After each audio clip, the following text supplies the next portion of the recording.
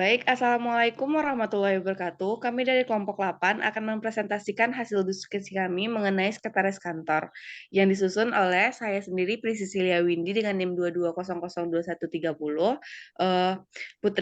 Putri Zulaika dengan NIM 22002133, Putri Utami dengan NIM 22002132 dan Miftahul Fauzia dengan NIM 22002113. Baik, kita masuklah saja langsung ke materi pertama yang akan dibacakan oleh Putri Utami. Kepada Putri Utami dipersilakan. Baiklah, terima kasih kepada moderator. Saya akan membacakan materi pertama. Sekretaris adalah orang yang bertugas membantu dan melayani serta meringankan tugas-tugas pimpinan, serta sekaligus sebagai orang yang dapat dipercaya oleh pimpinan untuk memegang rahasia. Menurut Delianggi 2002-25 yang dikutip Saiman adalah seorang petugas yang pekerjaannya menyelenggarakan urusan surat menyurat, termasuk menyiapkan bagi pejabat penting atau suatu organisasi. Syarat-syarat menjadi sekretaris profesional. Yang pertama, menurut Ursula Ermawati 2004-2021 adalah 1. Menguasai seluk-beluk kantor. Yang kedua, memiliki ilmu pengetahuan khusus atau spesialis yang sesuai atau relevan dengan aktivitas kantornya. Yang ketiga, menguasai pengetahuan umum dengan banyak membaca, belajar, maupun menyimak siaran media massa. Yang keempat, menguasai bahasa dengan baik dan benar sesuai kebutuhan perusahaan. Yang kelima, berpengetahuan dan mampu melaksanakan tugas-tugas yang membutuhkan keterampilan seperti berkorespondensi, mengetik dengan cepat dan akurat, mengoperasikan mesin-mesin kantor, dan pelayanan tamu. Yang terakhir, memiliki kepribadian yang sesuai dengan profesinya sebagai sekretaris kantor. Selanjutnya, saya serahkan kepada moderator. Baik, terima kasih Putri Utami. Untuk materi selanjutnya akan dibacakan oleh saya sendiri. Kita masuk kepada jenis-jenis sekretaris. Jenis-jenis sekretaris dapat dibedakan menjadi beberapa macam, tergantung dari sudut pandang peninjauannya Santo. 1. Dari segi luas lingkup kerja dan tanggung jawab, ada dua macam sekretaris, yaitu sekretaris organisasi dan sekretaris pimpinan. Kedua, dari segi kemampuan dan pengalaman kerja, ada dua macam sekretaris, yaitu sekretaris junior dan sekretaris senior. Yang ketiga, dari segi bidang kerja, antara lain dikenal sekretaris bidang kesejahteraan rakyat atau KERSA, sekretaris bidang pemerintah, sekretaris bidang hukum, sekretaris bidang administrasi dan politik dan sebagainya.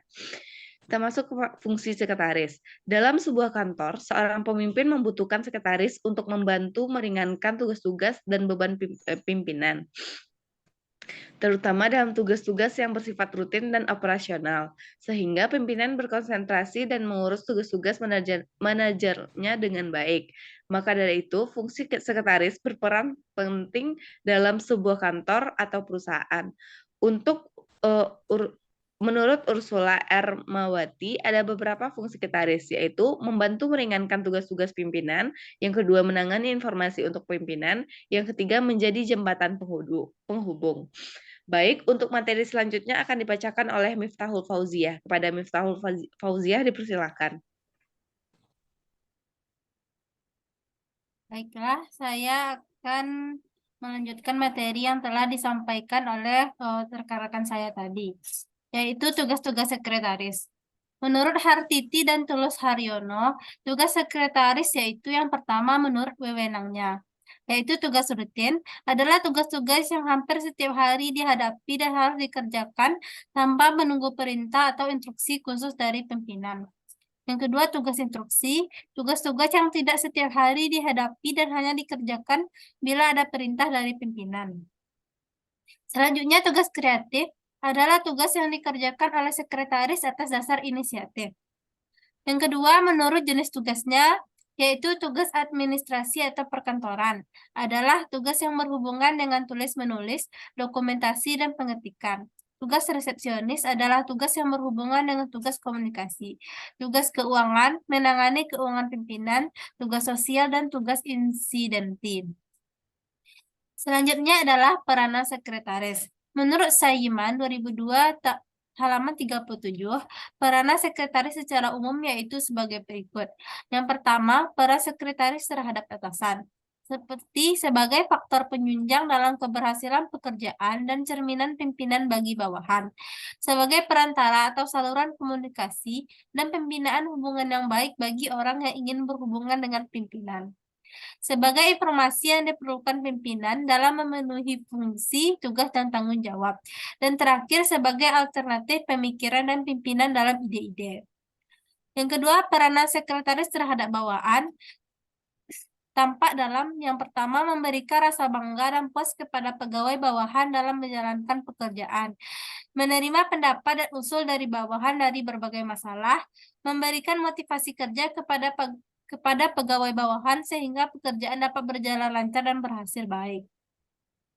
Sekian dari saya kembalikan kepada moderator. Baik, terima kasih Miftahul. Untuk materi selanjutnya akan dibacakan oleh rekan saya Putri Zulaika. Kepada Putri Zulaika dipersilakan. Baik, terima kasih moderator. Saya akan melanjutkan materi selanjutnya yaitu sekretaris profesional. Kriteria sekretaris profesional. Untuk menjadi sekretaris yang profesional ada beberapa syarat yang harus dipenuhi, diantaranya yaitu yang pertama yaitu syarat-syarat umum. Syarat-syarat umum itu terdiri dari satu, sikap kepribadian yang dimiliki oleh seorang sekretaris yaitu kemampuan dalam menghadapi masalah dan berbagai macam tantangan dalam menyelesaikan tugasnya. Yang kedua, sikap dan tingkah laku. Yang ketiga, kecakapan pribadi. Syarat-syarat khusus yaitu syarat-syarat yang berkaitan dengan keahlian dan pengetahuan bidang sekretaris. Ada 10 kompetensi yang harus dimiliki oleh seorang sekretaris yaitu kemampuan menangani telepon. Yang kedua, menangani tamu. Yang ketiga, mengelola kas kecil dan dokumen. Yang keempat, menangani alat tulis dan perlengkapan kantor. Yang kelima, menangani dikte dan kelaporan. Yang keenam, menangani kegiatan humas dan keprotokolan. Yang ketujuh, mengatur pertemuan dan perjalanan dinas. Yang kedelapan yaitu kepribadian sekretaris profesional penting dibangun dan dikembangkan terus-menerus guna membangun profesionalisme agar sekretaris mampu membawakan dirinya dengan baik di hadapan pimpinan, rekan kerja, dan pihak luar. Dan yang terakhir yaitu perilaku sekretaris profesional biasanya lebih ditekankan pada cara bertingkah laku dalam melaksanakan tugas dan dalam menjalin relasi komunikasi dengan orang lain. Baiklah, sekian materi dari saya kembalikan kepada moderator.